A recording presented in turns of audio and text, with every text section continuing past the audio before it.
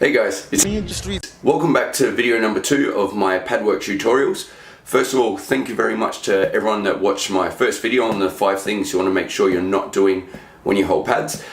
Thanks a lot for the comments as well. One of the comments that I received was actually the basis of this video today. I planned on going straight into feeding defenses and that sort of thing. However, someone raised a really good point, which was, especially if you're coming from a boxing background where you used to punch on punch, if you put the pads on, a lot of it can seem a little bit back to front. You may not know necessarily which hand goes where, because if you're covering compared to where if you're feeding, it can be a different thing. So that's what we're going to do today, is just cover how to actually hold for each shot. So let's go punch by punch. First of all, in all the videos, the one thing I want to get across is I am in no way saying this is the only way to do things or this is everywhere. I'll try and be as comprehensive as possible. If your coach does it a different way, that's completely fine. This is just an introduction for those of you that want to learn and the tips that I've picked up in all the places I've trained, okay? Also, with terminology, it does change from place to place. I'm not saying one way is better than the other or one is more correct than the other. If you call something a different name, that's no problem at all. Try and focus more on the technique rather than what it's called, so there's no little arguments about semantics, okay? So first of all, let's start with the jab. Now, the jab is one of those shots. The jab is a straight with your front hand, okay? So when you're feeding that, generally speaking, when you hold the pads, you're going to be holding same hand to same hand. What I mean by that is if they're punching with their left hand, their jab, you're going to be catching with your left hand. If they're throwing with their right, you're going to be catching with your right. And the reason for that is it introduces them to turn their hips and shoulders into their punch, which is what you want. If you're holding same hand to same hand, there can be a tendency for the hands to go straight out without the rotation. However, let's break that down bit by bit. The jab is a little bit of an exception for a number of reasons. For a start, because your jab is your establishing shot, it's more a setup shot and the hips don't move as much as they do in other shots. So for that reason, when we cover slips, you're going to see it's a lot easier to slip both ways off the jab than perhaps some of the other punches. It also means that you can feed the pad either way. So you will see people holding the jab with the front hand, you will see people holding the jab with the back hand, and often you'll see people doing both. Now, let's cover why you might do which. My jab with my front hand, we've already talked about the rotation. What it allows me to do is to counter back with my right hand. So I might get them to cover, I might get them to bob, I might get them to slip, I might be hitting their body. So if they're using this one, I can use my right hand as a shot to keep them moving, or I can, often in boxing, you're gonna go left to right with your combinations. So that just allows you to do it that way.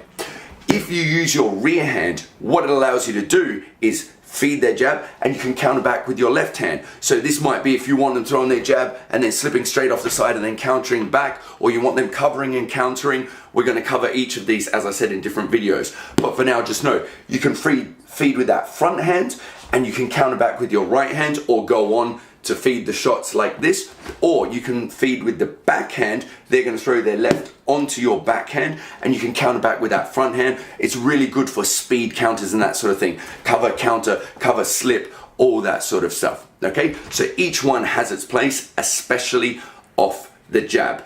Now, in video 1, we talked about 5 things not to do. Let's just cover what you should do. So we already know that we're not supposed to be smashing their hands, we're not supposed to be pulling their hands away, we're not supposed to be feeding too wide, not supposed to be in front of our face. So how do we do it? As we discussed, if you are in your boxing stance when you're moving around, that's already a massive step towards where you want to be, okay? So with your elbows tucked in, you're in your guard, you're moving around with your person. When you want them to punch, you put it far enough away from your body that it's not going to come back. Whether that be with your front hand, whether that be with your backhand, just make sure it's not in front of your face, okay? So that is how, and it's a catching motion. Now, going towards another comment that I received just to address that. So someone was talking about getting pains in the elbows. Let's talk about where you might get a few pains when you're holding pads when you're starting out and what they may be. So for a start, fingers. If the tops of your fingers are hurting, it may be some pads are fingerless. If the dimensions aren't quite right for your hands, what can happen is the top of your hand kind of gets straightened out. And if the person punches the top of the pad, your fingers get bent back. It's a really unpleasant feeling. A simple fix is maybe look into getting some pads that are covered all the way around, or maybe just a different shape for your hand, okay? It could also be if you're making too much of a claw in your hands, they may be making impact with your hands. You want to have your hand kind of arc like this. If it's one of the hook and jab pads, that's a little bit curved. If it's the flat pads, I personally tend to steer a little bit clear of them now, just because I feel it in my wrist. I feel like it's a little bit too much impact. It's personal preference, but that could also be a thing. If you're feeling it in your wrists or your fingers, it may be that flat pad. It's just a little bit too much force is going through. Going on to your wrist, we already touched on that. If you're feeling on your wrist, it may be that flat pad. Your hand is doing that. Another thing may be if almost all pads are going to have a dot in the center, okay? That is where your person wants to be hitting. Now, these dots are their targets. If they're missing that dot, your hand is gonna spin around quite a lot. That's gonna hurt your wrist, okay? So just take a step back, tell them, okay, let's nail down that technique before you start putting any power behind it. Let's get you on target. Maybe get your hand on the pad, pull it back and then throw again so that they can increase their accuracy. But that is definitely one that's gonna hurt your wrist. Your elbows. If your elbows are hurting, it can either be that your arms are a little bit too straight out and the force is going through and that's hurting your elbow. Or what it can also be is the flip side to that, you're doing that hostage position that we were talking about, and when you're getting hit, that force is going through your elbow and through your shoulder. Also, your shoulders are going to hurt if, like we discussed with the elbows, from this position, they're going to be twisting back. And especially too, if you're holding your hooks a little bit too wide. If the hooks are too wide, that's a lot of force. Or if you're holding these sorts of pads for kicks and the person kicks hard. If you're going to be doing Thai work, make sure you've got your Thai pads. If they're kicking, make sure you're able to hold the pads for it. But as I said, in this we're just going to be covering, excuse me, Western boxing punches onto the pads. Make sure they're not too wide out when you're throwing those hooks. Otherwise, you're going to get a lot of it. Okay, so that's our jabs and our jabs, on the front hand and the backhand. Now, your cross, your backhand straight, whatever you want to call it, is generally going to be onto if they're throwing their right, you're going to be catching it with your right. Now, one thing I should mention, we are discussing if both people are orthodox. That means if both people are right-handed.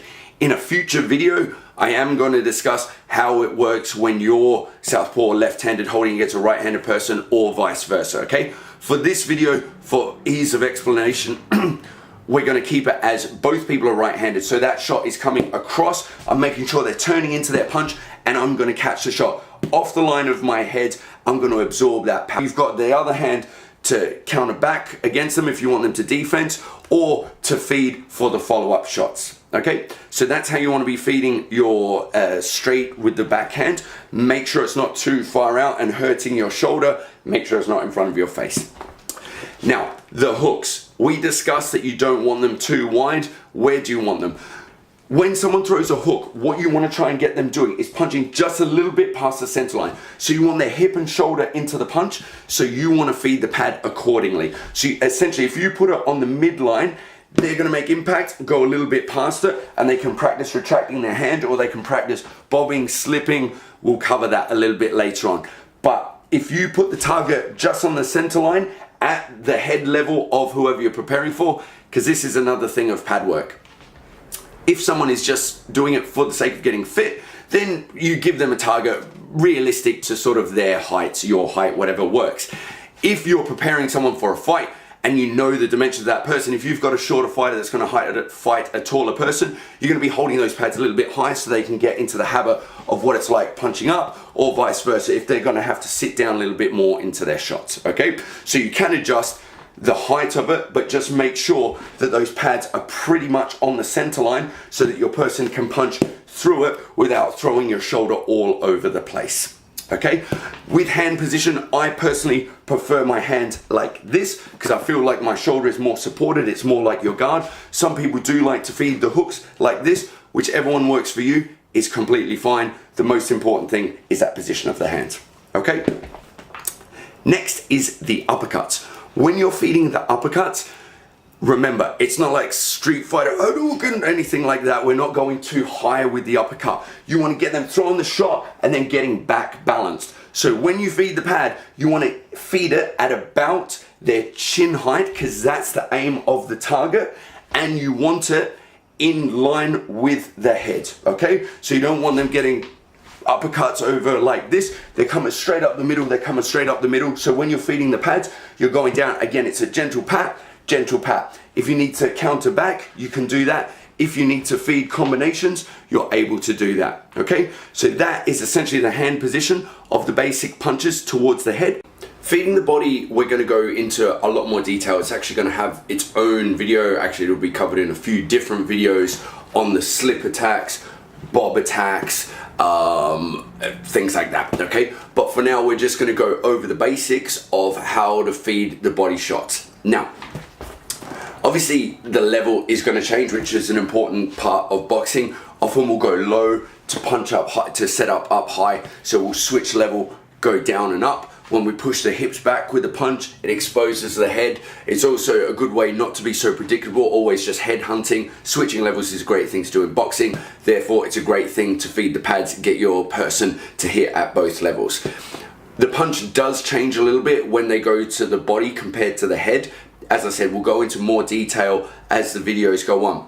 But for now, a little tip, when I'm feeding a jab to the stomach, what I tend to do is throw out my own jab, because you don't want the person to get in the habit of squatting down directly in front of someone and just throwing out their punch. You want them to get their head off the line as they're throwing the shot. So any attack is going to miss them as they hit the body. So what that means is when I'm feeding a jab to the stomach, I'll turn my hand over to give them the target. Obviously, if you've got a body shield, you can use that as well. You don't have to worry about your hands then.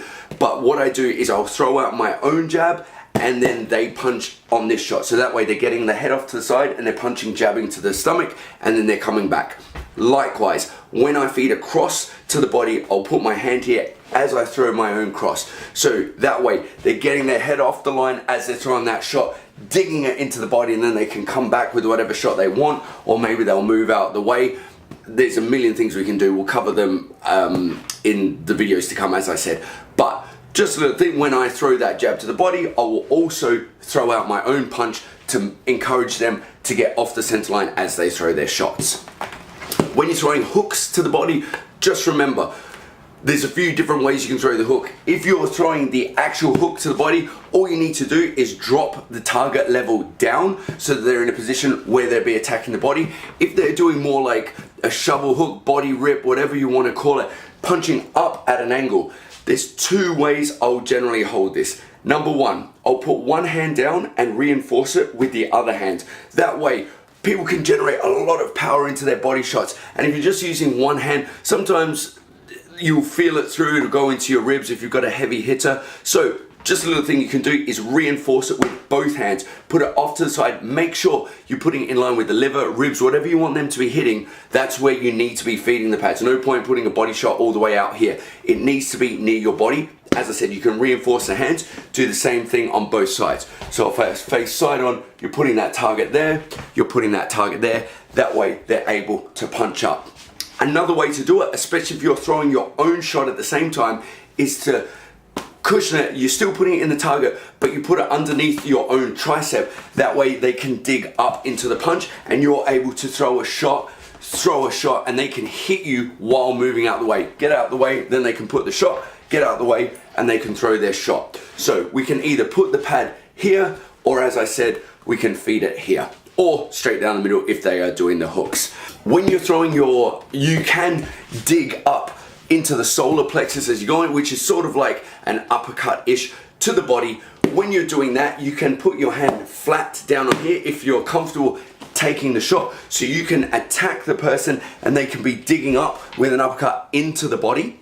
There's also pads that are double-sided, so it essentially has this on both sides. They're a great way to feed on both.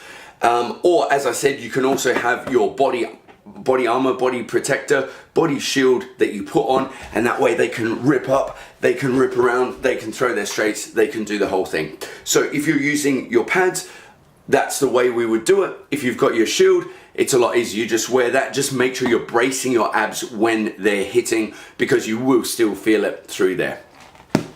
All right, guys, so that's essentially how you want to cover all the different punches, how you're going to be holding them. The next video is going to be on the slips, what it is, how to do it, and what shots we can use to follow up our slip from. Thanks so much for watching, guys. Hopefully I'll see you next week for our next video. As always, let me know if there's anything you want covered.